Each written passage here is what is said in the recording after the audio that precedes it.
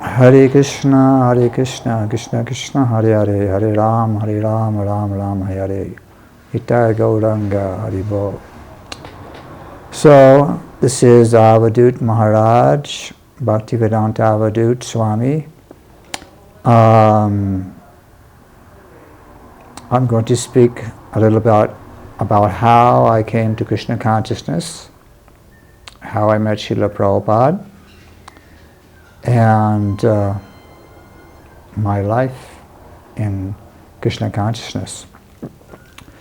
So, a little background detail. I was born in San Francisco, 1946, January. So this next month I'll be 74 years. And it was when I was 23 years, which would be 1969, I first came in contact with devotees in San Francisco and Berkeley.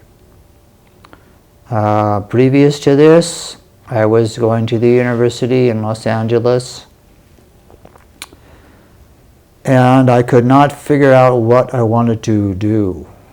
I couldn't decide on a career.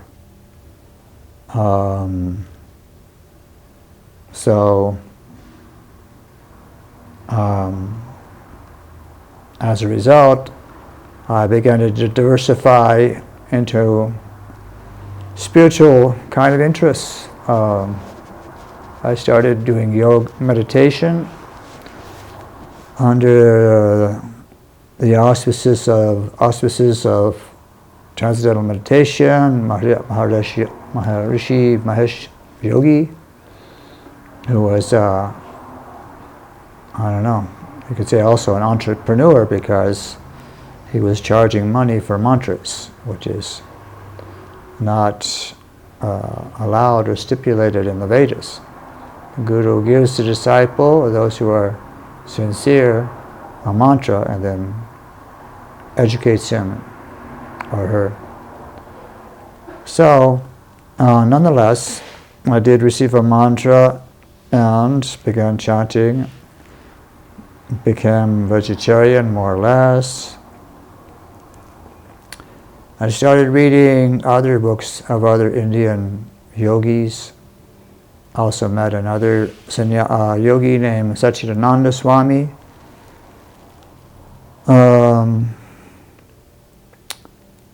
And was also influenced by the music of the time. There were different singers who were sometimes recording something spiritual in their music.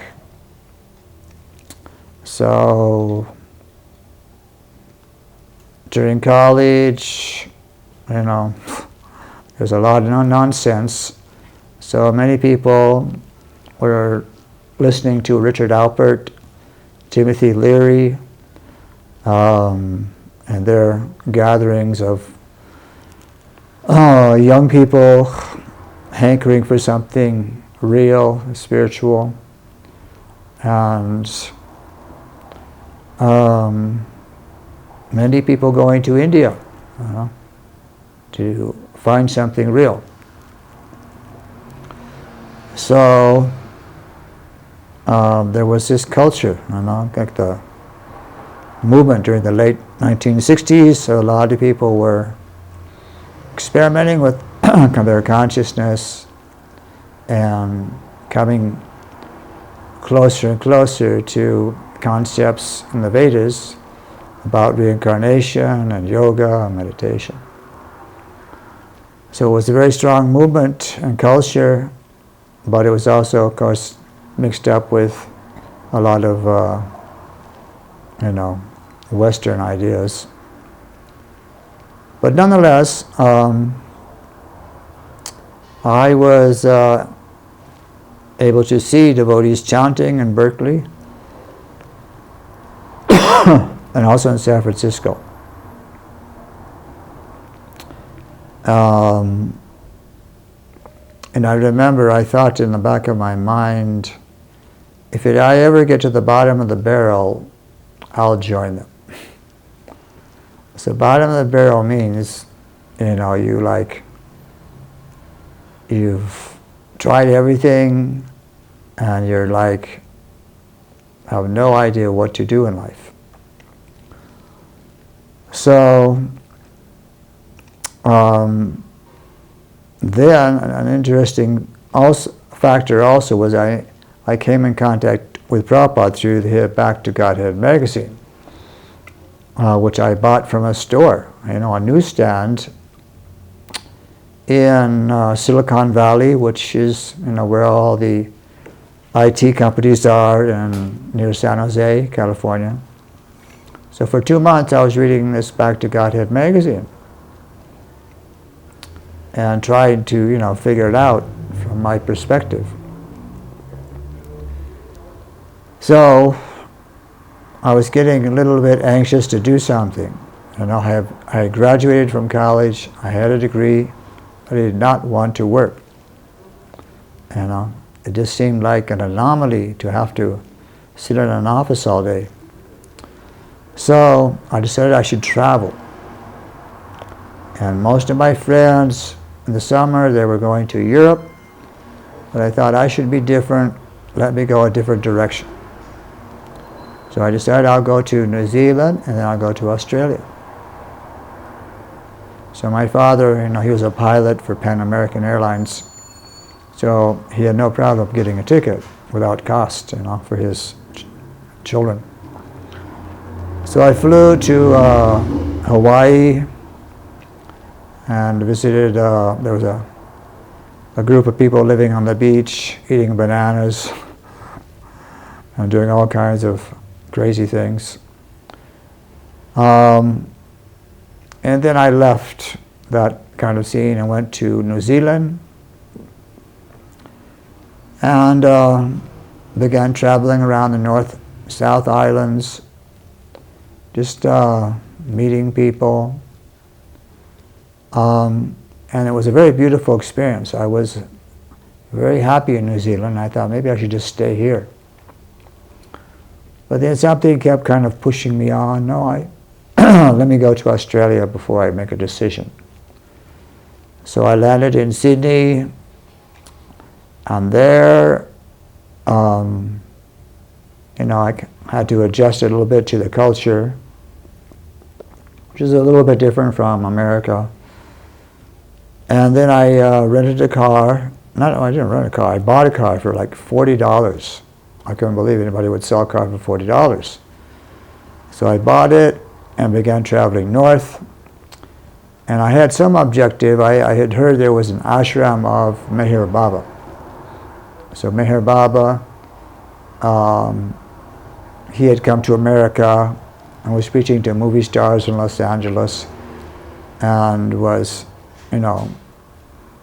proclaiming he had realized God, and you could also realize your godly nature by following his process. So I was reading his books, trying to understand, how to get to where he was.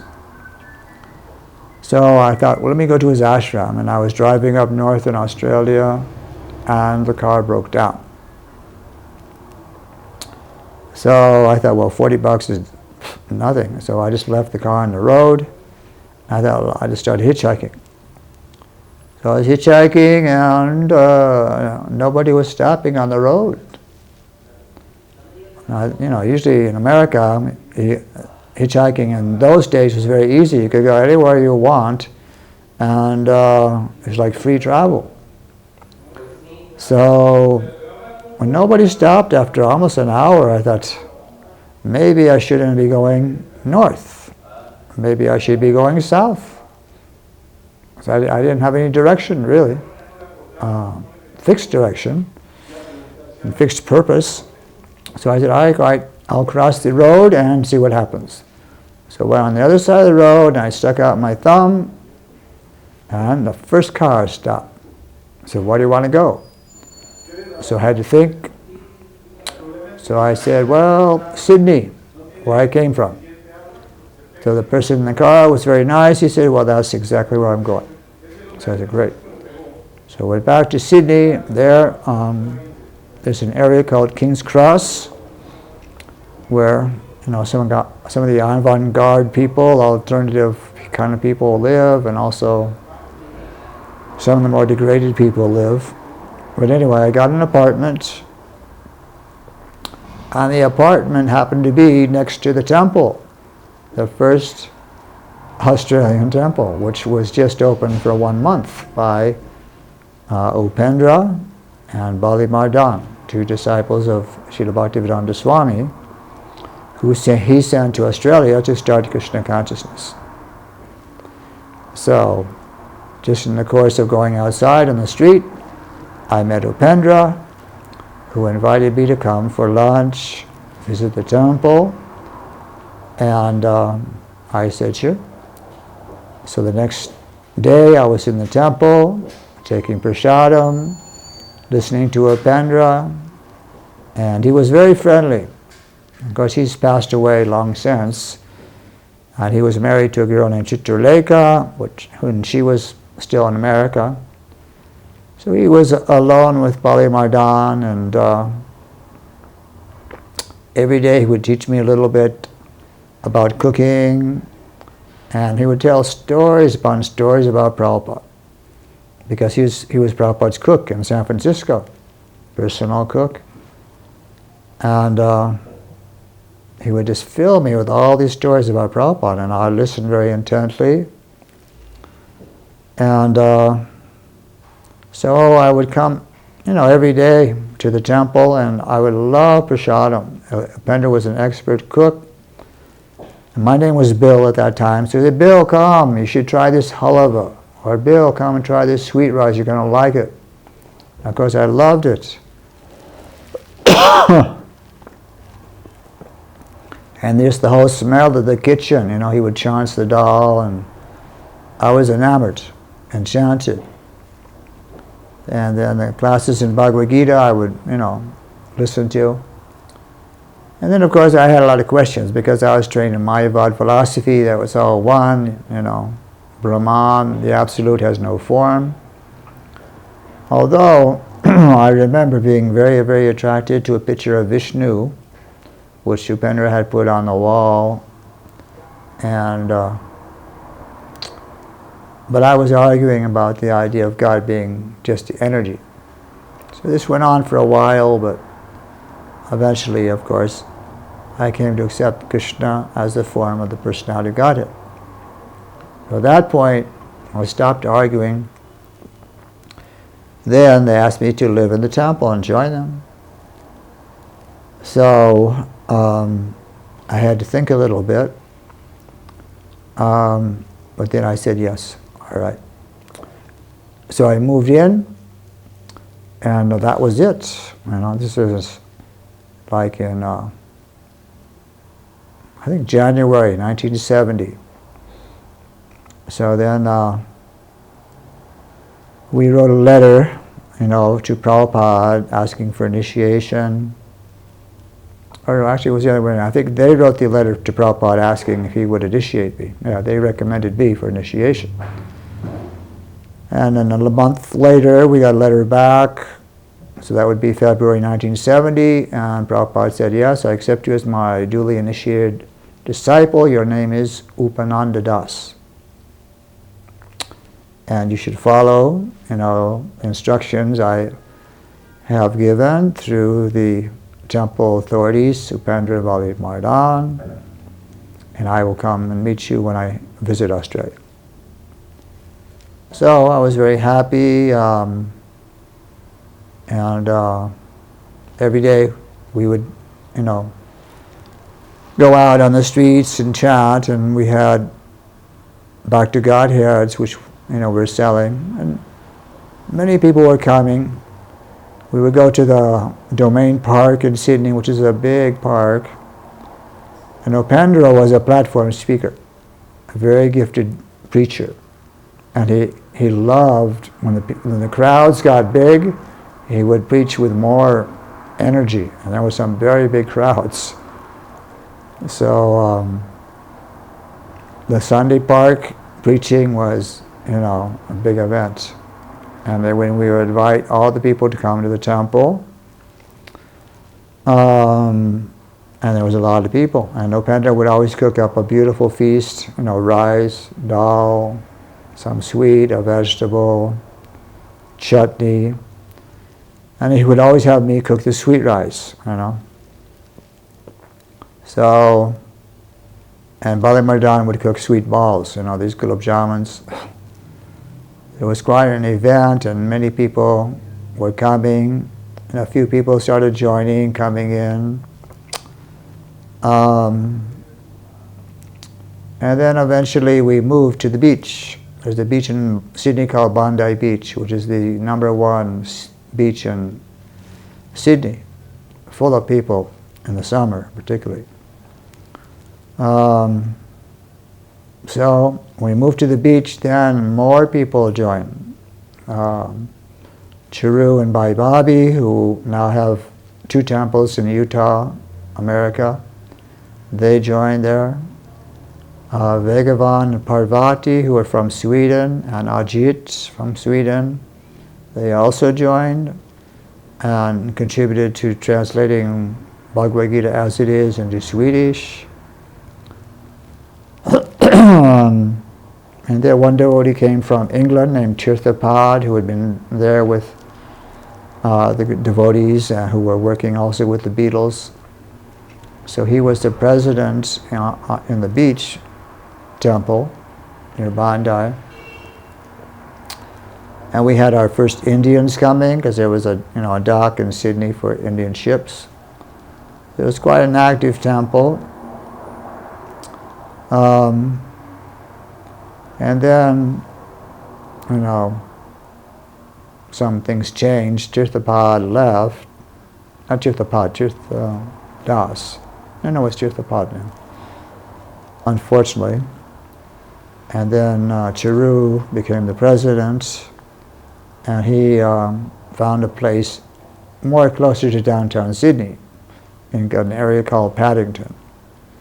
So we had a 2-story building. Bhai Bobby was an artist, so she painted the window with Radha and Krishna.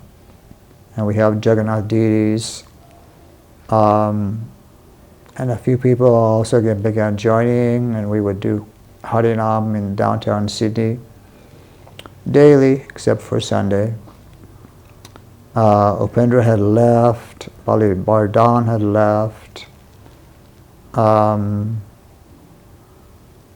And then that was a lot of preaching, because we were having Back to Godhead on us in the streets of Sydney and handing them out for like 40 cents a copy, 40 cents Australian was like, I think a quarter in US money. So a lot of people were reading the books, and then of course we went to the Domain Park for Sunday. And then eventually one family joined, husband, wife, kids. They were working, and they had some money, so we were able to raise money to invite Prabhupada to come to Australia for the first time. So Prabhupada agreed, and he came in June 1971. And he brought with him the deities of Radha Gopinath, as well as 2 devotees from Sweden he had just married in Bombay, Vegavan and Parvati. So another devotee from America, Deepak, had come from Los Angeles, which was Krishna's mercy, because we didn't know how to actually worship the deities properly. So Deepak was trained in Los Angeles. We set up an altar and began the worship. Prabhupada, did his morning walks with us every morning and preached in the temple and initiated everybody that was coming. So this is how things got started in Australia. Hare Krishna.